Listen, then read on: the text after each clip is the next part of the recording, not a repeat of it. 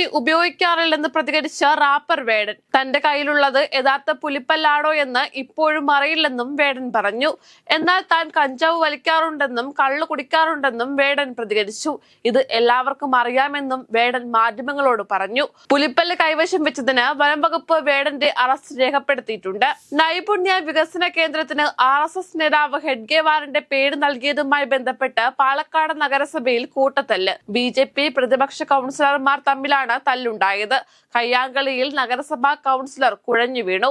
Indian football ഇതിഹാസം IM വിജയന് police സേനയിൽ സ്ഥാനക്കയറ്റം. വിരമിക്കാൻ ഒരു ദിവസം മാത്രം ബാക്കി നിൽക്കവെയാണ് പോലീസിൽ സ്ഥാനക്കയറ്റം ലഭിച്ചത്.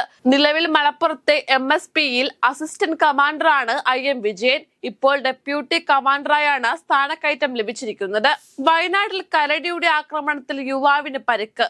ചെതലയം കോമഞ്ചേരി കാട്ടുനായിക്ക ഉന്നതിയിലെ ഗോപിക്കാണ് പരിക്കേറ്റത്. സമീപത്തെ വനത്തിൽ വിറക് ശേഖരിക്കാൻ പോയപ്പോൾ കരടി ആക്രമിക്കുകയായിരുന്നു. ഗുരുതര പരിക്കേറ്റ ഗോപി നിലവിൽ താലൂക്ക് ആശുപത്രിയിൽ ചികിത്സയിലാണ്. കളമശ്ശേരി പോളിടെക്നിക് ഹോസ്റ്റലിൽ നിന്നും കഞ്ചാവ് പിടിച്ചെടുത്ത കേസിൽ 4 വിദ്യാർത്ഥികളെ കോളേജിൽ നിന്നും പുറത്താക്കി. ആകാശ്, ആദിത്യൻ, അഭിരാജ്, അനുരാജ് എന്നീ വിദ്യാർത്ഥികളെയാണ് പുറത്താക്കിയത്. പുറത്താക്കിയ വിദ്യാർത്ഥികൾക്ക് സ്വഭാവ സർട്ടിഫിക്കറ്റ് അനുവദിക്കില്ലെന്നും കോളേജ് അറിയിച്ചു. ആഭ്യന്തര അന്വേഷണ സമിതിയുടെ റിപ്പോർട്ടിന്റെ അടിസ്ഥാനത്തിലാണ് തീരുമാനം. വിഴിഞ്ഞം തുറമുഖ കമ്മീഷൻ ചടങ്ങിന് പ്രതിപക്ഷ നേതാവിനെ ക്ഷണിച്ചിട്ടില്ലെന്ന വാർത്ത തള്ളി മന്ത്രി VN വാസവൻ. പ്രതിപക്ഷ നേതാവിനെ ക്ഷണിച്ചിട്ടുണ്ടെന്നും തന്റെ ലെറ്റർ പാഡിലാണ് ക്ഷണക്കത്ത് നൽകിയതെന്നും VN വാസവൻ പറഞ്ഞു.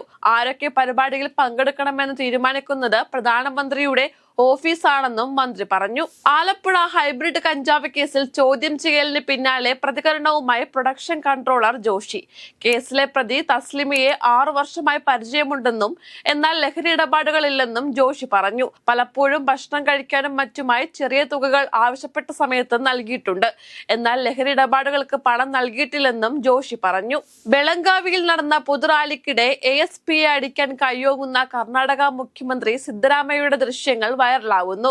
കർണാടക ASP നാരായൺ ബരാമണിയെയാണ് കർണാടക മുഖ്യമന്ത്രി സിദ്ധരാമയ്യ അടിക്കാൻ കയ്യോങ്ങിയത്. സിദ്ധരാമയ്യയുടെ പൊതുപ്രസംഗം നടത്താൻ നിശ്ചയിച്ചിരുന്ന വേദിയിൽ തടസ്സമുണ്ടായതാണ് സംഭവത്തിന് കാരണമായതെന്നാണ് റിപ്പോർട്ട്. കാനഡയിൽ പാർലമെന്റ് തെരഞ്ഞെടുപ്പിൽ കനേഡിയൻ പ്രധാനമന്ത്രി മാർക്ക് കാർണിയുടെ ലിബറൽ പാർട്ടിക്ക് വിജയം. അമേരിക്കൻ പ്രസിഡന്റ് ഡൊണാൾഡ് ട്രംപിനെതിരെയുള്ള നടപടികൾക്കിടെയാണ് ലിബറൽ പാർട്ടിയുടെ വിജയം. നിലവിലുള്ള പാർലമെന്റ് പിരിച്ചുവിടാനും തെരഞ്ഞെടുപ്പ് പ്രഖ്യാപിക്കാനും കാർണി തന്നെയാണ് കാനഡ ഗവർണറോട് ആവശ്യപ്പെട്ടിരുന്നത്.